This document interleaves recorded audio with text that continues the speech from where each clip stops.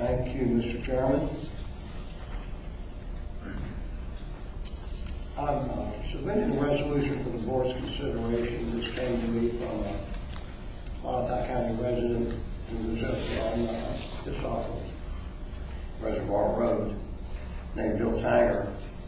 And it strikes me that this resolution is timely and important, and is, as you alluded earlier, Mr. Chairman, some of your earlier remarks, that these are strange times, or challenging times, I guess is the word, locally as well as globally. This relates to the global aspects of the challenges that we're facing. So I'll read the resolution and submit it for the board's consideration. Resolution in support of the people of Ukraine. Subtitle: Resolution supporting the people of the sovereign nation of Ukraine and condemning Russia's violent, unwarranted, and inhumane invasion of Ukraine. Whereas on February 23rd, 2022, Russian President Vladimir Putin announced a, quote, special military operation, unquote, in Ukraine. And whereas soon thereafter the Russian military, without cause or provocation, launched an illegal full-scale invasion of Ukraine, sending troops into that country and bombing major cities and targeting both military and civilian personnel.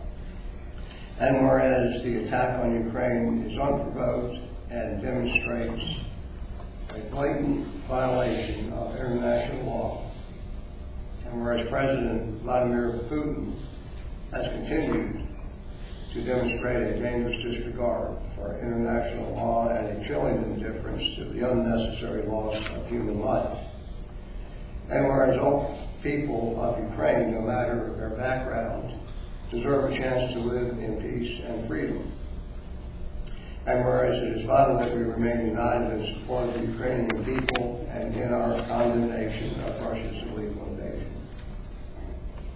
So that sets the stage. Now therefore be it resolved by the Board of Supervisors of Botetourt County as follows. The Board denounces the needless, illegal, and inhumane invasion of Ukraine by Russia and its President Vladimir Putin in the strongest possible terms. Number two, the Board acknowledges its support for the people of Ukraine as they continue to defend their country from this illegal and inhumane invasion. Number three, the Board's clerk, Board of Supervisors clerk that is directed to forward and attest a copy of this resolution to Senator Mark Warner, Senator Tim Kaine, and Congressman Ben Clyde. So I submit that resolution for the Board's consideration. Good. Any discussion? Have a motion then? Is that, I guess that was a motion. Mr. Chairman, if you would, I would ask if there is any public comment on this. There is one. Yep.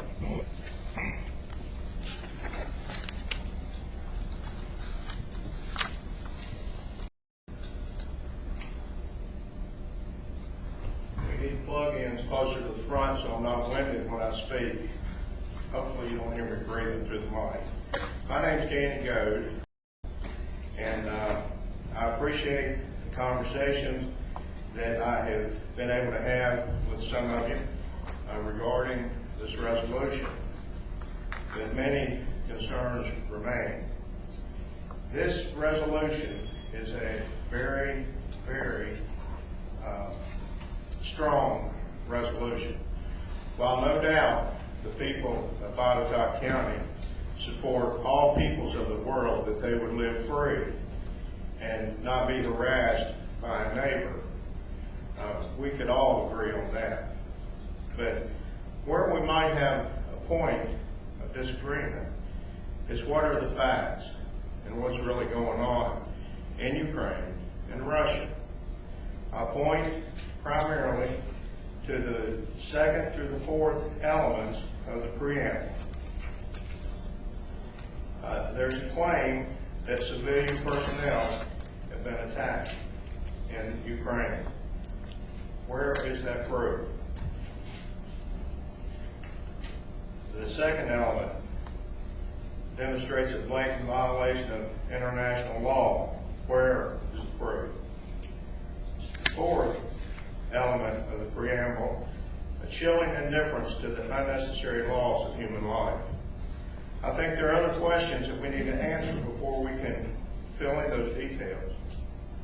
And I ask for proof of those three elements of the preamble. Make no mistake, this resolution is a precursor to war. It's a precursor in gaining support, public support, for the sons of Botetourt County to shed their blood, for my sons to shed their blood for a foreign nation. My grandpa fought in World War II, and he told me why he fought in World War II. But we need to understand the severe magnitude of this resolution, and I ask questions further. Do you know what politicians, U.S. politicians, have been dealing in Ukraine? The Bidens, the Pelosi's, the Romneys, the Kerrys, the Grahams. We have a sitting U.S. senator who has recklessly called for the assassination of President Putin. That is reckless. He should be in prison awaiting trial. I can give you video evidence of the words of Senator John McCain before he died, and of Lindsey Graham standing in Ukraine telling them, "We support you in your efforts against Russia," fomenting a war and stirring up trouble with them in 2016. And I'll make that available to you if you want it.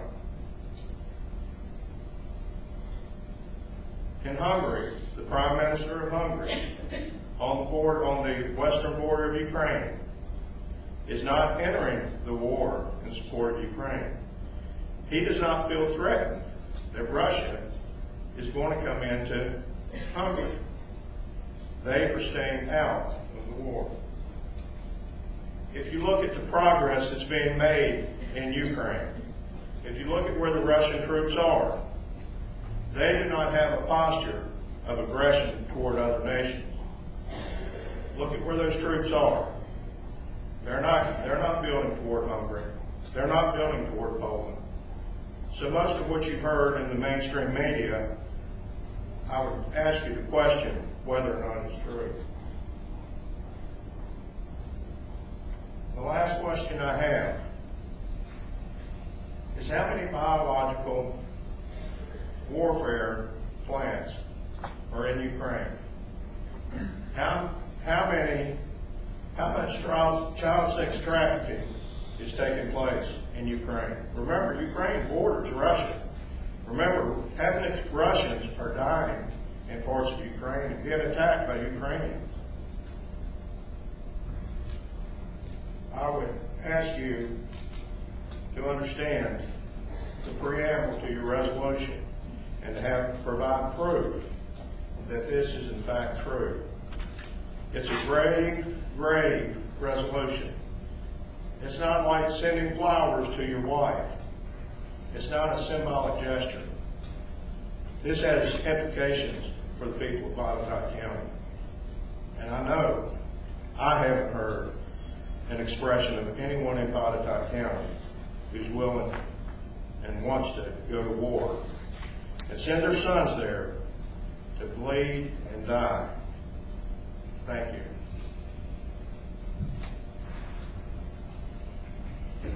Anyone else like to speak on this matter? Mr. Chairman, I'll say that I appreciate both Mr. Goad's comments. Obviously, our business is about the county, not about global concerns, which was a reason to hesitate sending this. However, I submitted it. I felt and feel strongly enough that in fact Ukrainians are suffering, Ukrainian civilians were attacked, and so on. We can debate our sources of information all day long. I stand by what this says. And I think it's important if we think about international conflict and WAR, war. We need to think about people like Prime Minister Chamberlain, as it was. We've achieved peace in our time, and all the misguided things that preceded World War II because we turned our backs on reality. So that's my opinion, and it's my response, partial response to Mr. Goad. But I appreciate your comments, Mr. Goad. As the introducer of this resolution, it doesn't change my opinion as far as the appropriateness of this. So I stand by my motion that we resolve, that we adopt this resolution. Motion's made. Do I have a second? More comment? I'd like to make a comment too.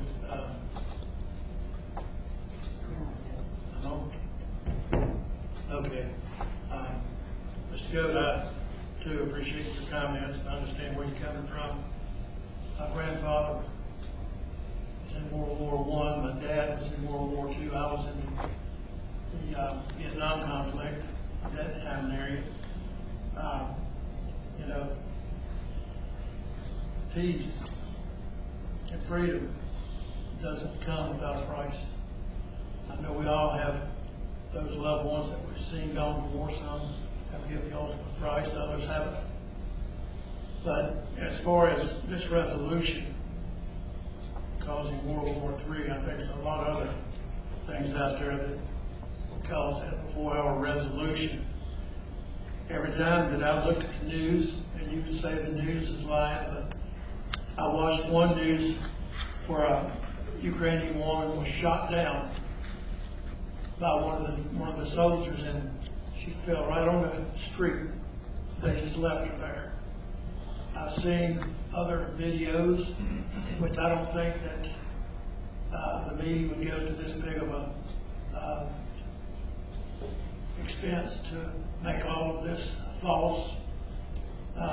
Every time I see something on there where civilians are being killed and maimed, and you see them with children, you know, to bomb hospitals and maternity wards and targeting civilians, if that's not sending in their troops to start a war, to have a war, then what is it?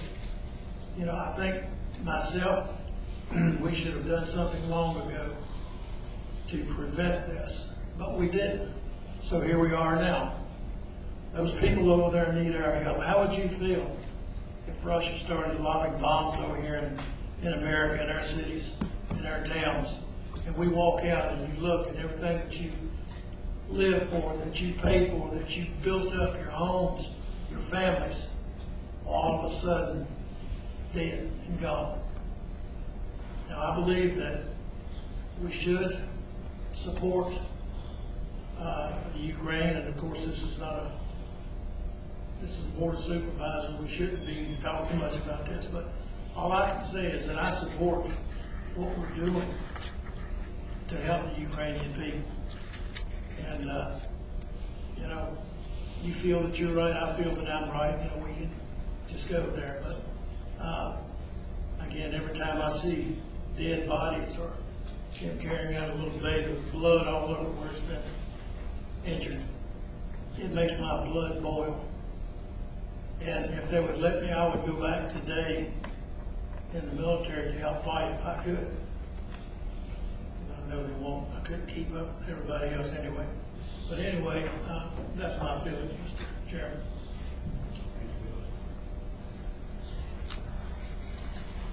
Any other comments? I'll just say, as far as personal background goes, I was 30 years in the U.S. military, and about 10 of those during Cold War. About 10 of those were dedicated towards what do you do when the Russians do something like this, and that's what we're poised for. And I think the threat is always there, and I think this really exacerbates the threat, and just makes it feel more strongly that the resolution of this time is.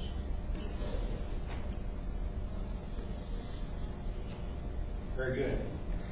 All in. Motion's on the table. Do I have a second? Second. Second. All in favor? Aye. Aye. Any opposed?